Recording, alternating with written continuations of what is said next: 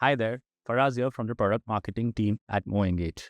Welcome to the video walkthrough of our new in-app drag and drop editor.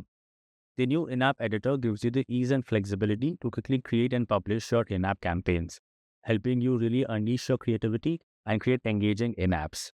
So let's quickly dive in and see how the editor works. After you set up the target users for an in-app campaign, you will see this screen here. Here you can view all the pre-built and saved in-app templates. And you can either use any of the pre-built templates, edit the same, or even build your own from scratch. Now to start, now as part of this demo, we'll actually be building an in-app campaign using the drag and drop editor, and we'll build this from scratch. To start, simply click on the start from scratch option here. And here you will basically given the option to either choose the new in-app drag and drop editor or one of the other older editors. We'll sort of click into the drag and drop editor, where this takes you to the editor where you can actually view the various content assets and preview your in-app from here itself. Now, once I reach the editor, I can play around with the content, rows, and settings and create an in-app as per my needs. This is extremely simple, as I can simply just drag elements from here and drop it here. Now, let's assume I am a marketer for an app which showcases sport-related content, and I want to sort of run an in-app campaign to my new users and understand their preference towards either cricket or football. And I would want to show this in-app and ask them to simply select one of the two options. And I'd like to make this a very visual in-app. I can quickly add a title here, and I want to show these aspects side by side. So I can add an equal row here. Now, if you see, I would like these to be stacked side by side. So in this case, I can quickly go ahead, select this, and I'd like to stack on mobile set off, and here these appear side by side. I want to sort of add two images here. That's where I can sort of quickly drag one image, set up the second image here. I would also like to add two buttons at the bottom, sort of giving them an option to select these. And I want to sort of upload an image, right? So one would be an image of football to represent football. One would be represent cricket. I have already uploaded these images here, so I can sort of select and insert this. I can select the other image option and upload that here as well.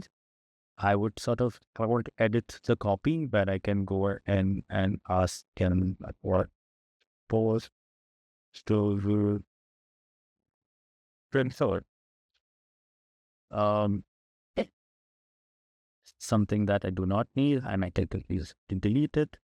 Now here this text is not visible. I'd like to sort of edit, make this little more visible. I would say also like to change the color here. Yes. So I can select the rows. I can go in and change the color, and then go in here, change the color for this. And there you go. This can be waited. Now here, I quickly created an in-app to represent this. Now, while creating the in-app, you would have noticed I changed the color. I added a row and changed the color of the background. Now, as part of the editor, you will see two options here: row background color and content area background color. Now, row background color basically adds color, but stretches this color from from end to end across the mobile screen, whereas content area background color adds the background color within and contains it within the pop-up. In this case, for such a pop-up, we would recommend using the content area background color.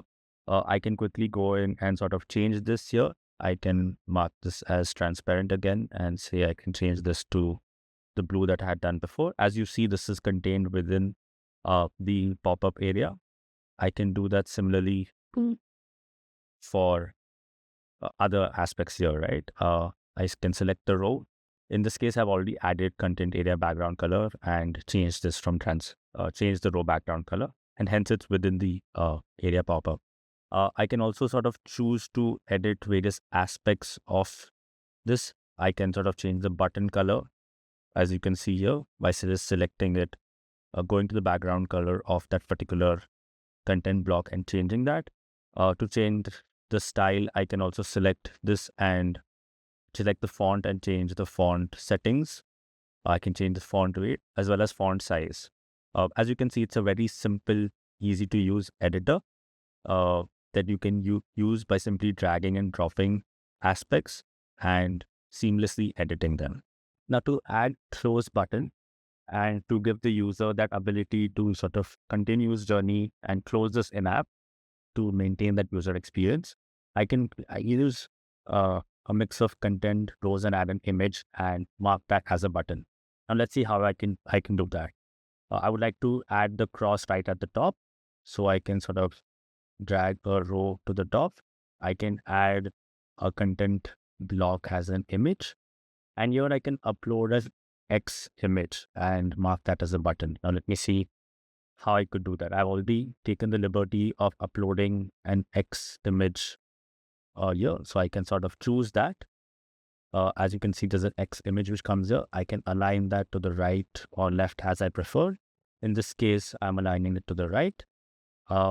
And as you see, it appears right at the top here.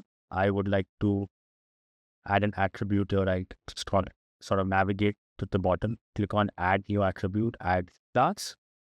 And this is where I sort of mentioned this has close button, right? Now I would also like to track events here, as in terms of which users track events in terms of button clicks. I have forgotten to change the name of this button, so I can sort of quickly go ahead and change the text here. I could sort of also make this bold if I need to. I can change the make this bold as well. Now I would like to track this as an event. I can select this. Again, navigate to the editor, add this as a new attribute. I search attribute as track event and say this is track event as portrait or click.